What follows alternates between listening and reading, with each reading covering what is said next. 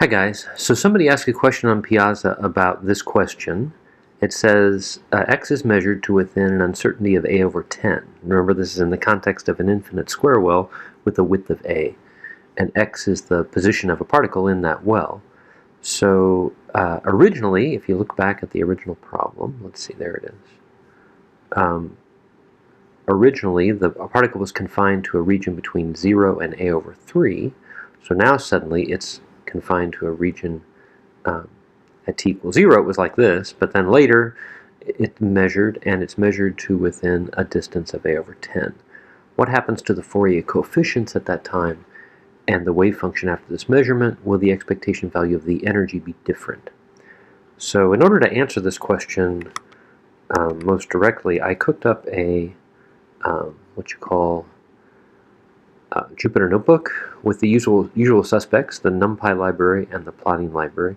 And I also pulled in a numerical integrator, the Simpson library from SciPy Integrate.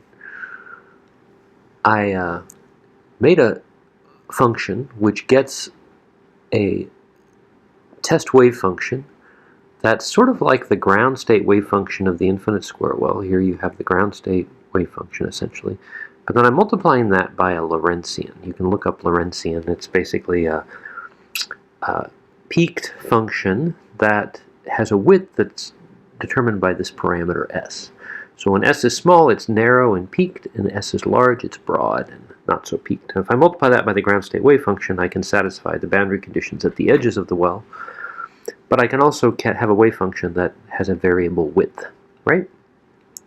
I'm going to take the absolute value squared of the wave function, add that up to get a normalization factor, and then I'll divide by the square root of that guy to get a normalized array.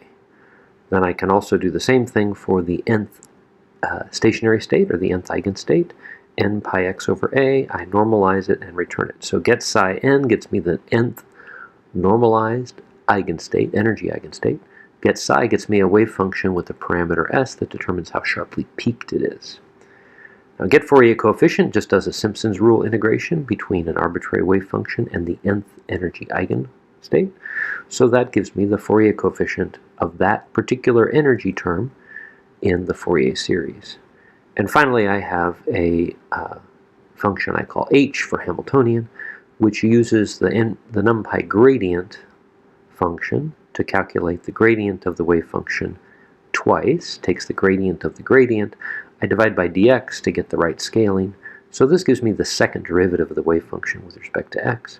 And then I'm going to take minus psi times that second derivative and add that up to get the expectation value of the kinetic energy of the particle in the well, minus h bar squared d squared psi dx squared over 2m, right? If I let h bar and m be equal to 1, like it says here, then this gives me the energy.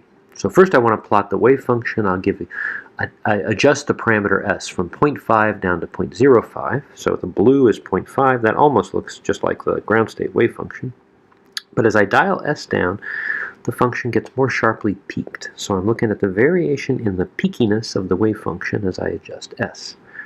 Then I'm going to go through, I'll calculate the energy for different values of peakiness. I calculate the energy. I'll calculate the actual wave function with that level of peakiness. I'm going to go through and get the Fourier coefficients for that wave function for different values of n, and then I'm going to make a graph. So I'm looking at the Fourier coefficients for a particular value of s. S is 0.5. I really have n equals 1. I don't have any n equals 2 because n equals 2, 4, 6, and 8 are all anti-symmetric in the well, but these wave functions are all symmetric since they're centered at a is a half, and at a half of a, I should say. And so the evens are all 0, but the biggest odd is n equals 1, and then n equals 3 has a little bit, and then everybody else is pretty much peanuts. The relative energy here is around 5. So as I crank down s, notice that n equals 3 goes up, n equals 5 now has some, n equals 7 is growing.